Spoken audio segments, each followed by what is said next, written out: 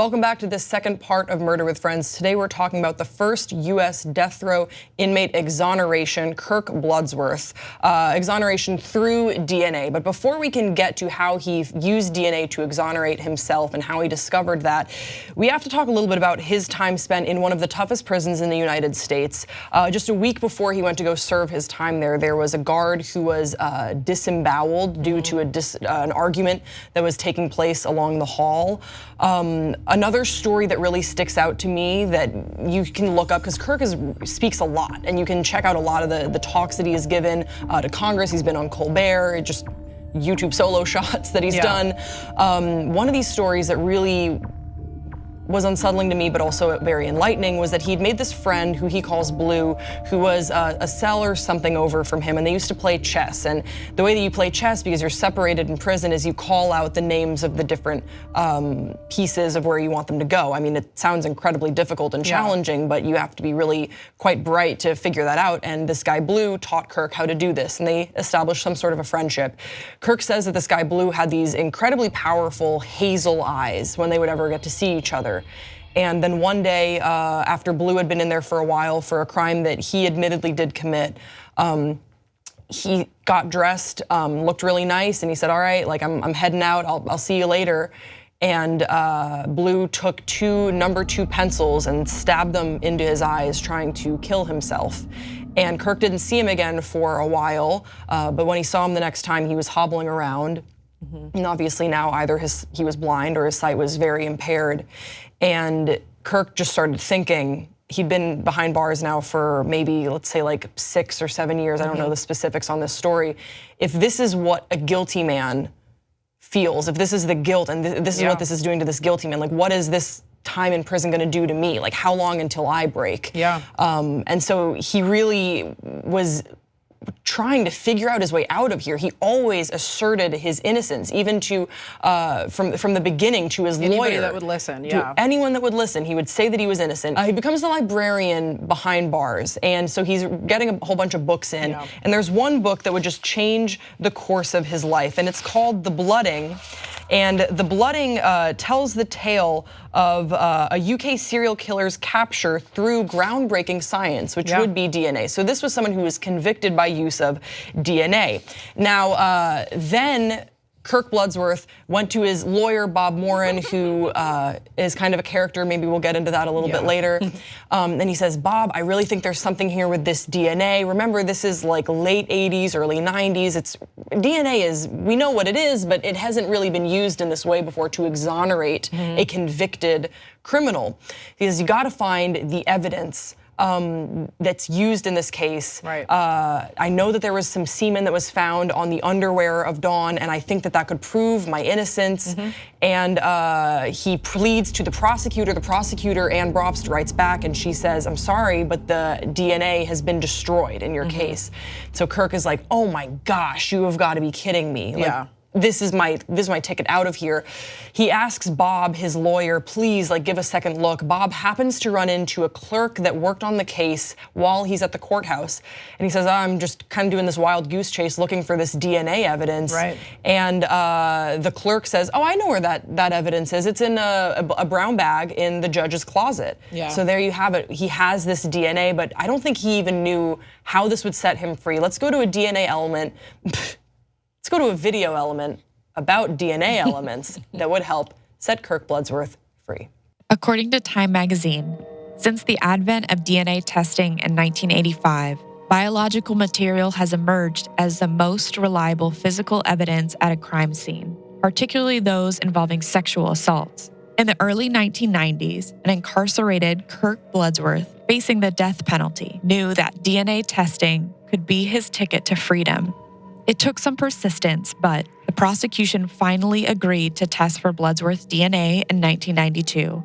The Innocence Project reports the DNA lab determined that testing on the underwear excluded Bloodsworth, and replicate testing performed by the FBI yielded the same results. At last, the truth had come to light. Kirk Bloodsworth was an innocent man, but the real killer of Dawn Hamilton was still at large. So there you have it. it worked out. But Daron, now I need some help from you, okay? Yeah. I can tell you the series of events that led to the fact that Kirk was able to get his DNA in front of the right people that could do these tests. But how the hell does DNA work? Like, can you just, I know that it's all like, there are no stupid questions, but I have some stupid questions. Because you see, just in that last video where it's like they're doing the little thing in the test tube and how does that, what is that? Okay, so basically DNA is a blueprint of how to make you or how to make me. It's super, super detailed. And the reason why it's used and it's like, the most reliable way to exonerate somebody or to, prove somebody's guilty is that there's a 1 in 70 trillion chance that somebody would have your exact same DNA. And that's because, you and I actually share 99% of the exact same DNA, which I know, I mean, it figures. I mean, come on. Which sounds weird, but if you think about it, every human has 2 eyes, 2 ears, lips, nose. We have pretty much the same thing, but that 1% of things that are slightly different, that's what makes it so reliable, is that the chance that somebody else would have the exact same of those tiny little differences is so small that it's pretty much like a 100% guarantee that if they test and it is a match or it doesn't match, that they use that as a way to exonerate somebody or to prove somebody's guilty. And is DNA across the board the same? So for example, if they had found a hair follicle at the scene of Don Hamilton's murder from who they believed to be the perpetrator, would that be as effective as a drop of blood or a bit of semen? It's all the same? Yeah, so essentially every cell in your body, which I think there's like 40 trillion cells in your body. Nice. So you got a lot of cells in there. And all of them contain your DNA. So it doesn't matter what part of your body, if you have a hair, spit, even if you're crying, that has your DNA in it. So any part that a perpetrator may leave behind has their DNA in it.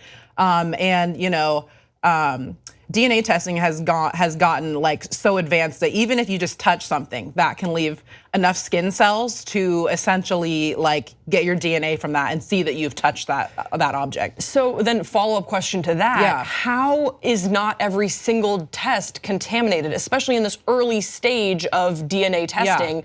If everything you touch, I mean, these scientists, how are there not any slip-ups? Yeah, so that's the thing. So like even sweat, you know what I'm thinking? Like unless they were straight up just doing this in like plastic bags. Yeah, well there's regulations now that you have to wear gloves, you have to wear, certain protective gear so that you don't contaminate the scene, but that is something that early on when they first started doing these was a big problem for defense attorneys to basically say that, these things didn't happen in the sense of this was not contaminated. So prosecutors would basically come at it like, oh, well, it's possible that the people who collected it weren't wearing gloves, so we can't use that in court. Well, I mean, it's possible that they were sweating, so we can't use that in court. A great example would be the O.J. Simpson trial, yes, exactly. where DNA was also put on trial, and it was still sort of believed to be this weird, not pseudoscience, but people didn't understand what it was. Yeah, it was new at the time, and I think also police also I don't think really understood how great of an asset this could be, and I don't think they fully understood, and there weren't really protocols in place to collect it in a way so that you wouldn't contaminate it, so that it could be used as a super strong thing in court. Well, I mean, taking this back to Kirk Bloodsworth's case as well, is that he really had to persuade the prosecution to give this DNA testing a second look. I mean, he had to do that research on his own. Yeah. His defense attorney wasn't looking for that. I mean, bless him, it seems like they have a good relationship, but Kirk had to come to his defense attorney with this idea. First he went to the prosecution, and then he was like, all right, I really need my public defender to help me out to get this going, and I'm behind bars. There's only so much that I can do.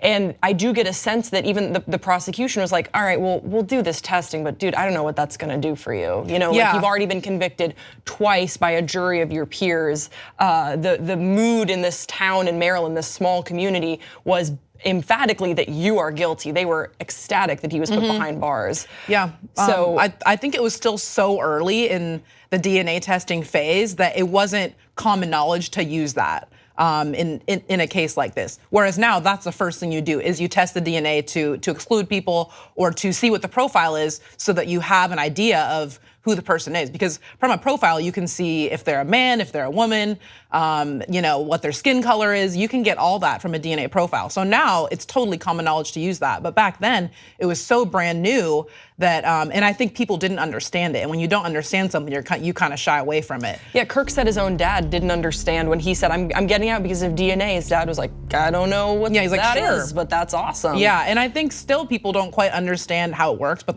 they're glad that it does work. And they're glad that it is such a powerful tool to use to exclude or to, show that somebody has done a crime. Something that we talked about before we went to tape that I think is really fascinating is that at this crime scene, the murder of Dawn Hamilton, I had always believed that there would be a finite amount of DNA that could be found there.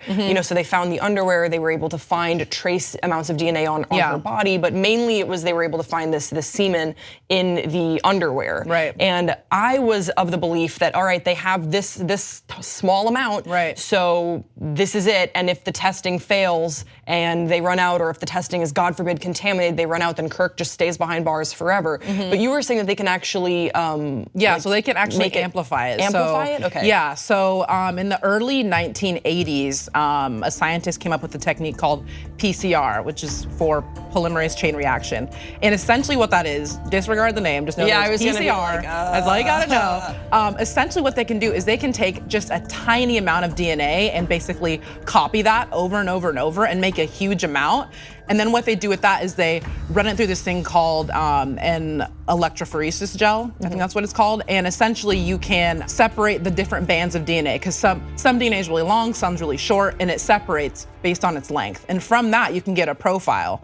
And so, the lengths of your DNA is not gonna be the same as mine. So we can compare it, and see if the DNA that they found matches to somebody. So PCR was huge because you could take just a small amount of semen, a small amount of blood, one hair, amplify the DNA, and basically get a large amount of it, so that you could test it over so you can and over. test it. Essentially, you could test, because they had the FBI test it and they had a separate lab test it, which is usually what they do to make sure there isn't, some contamination. But would the first step be to amplify it, just to make sure?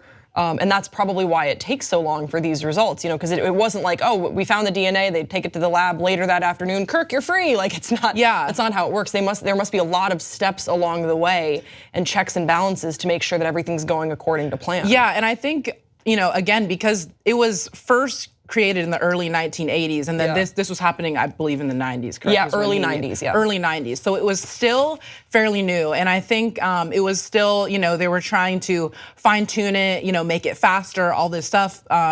So I think that also probably made it longer because it was still such a new technique. But once they figured out that this was basically a foolproof technique to amplify DNA, it totally changed the forensic game, as I like to say, because you could take just the smallest amount that you could find. You could take a fingerprint, you could take, small little skin flakes, all those have cells in it, and you can amplify the DNA and get a DNA profile from almost nothing. Oh my gosh. Yeah. This science lesson brought to you today by Murder with Friends. So that was how the DNA worked. That is how Kirk became a free man. But in part 3, we're gonna tell you about the real killer, who at this point in time is still out there. Stay with us.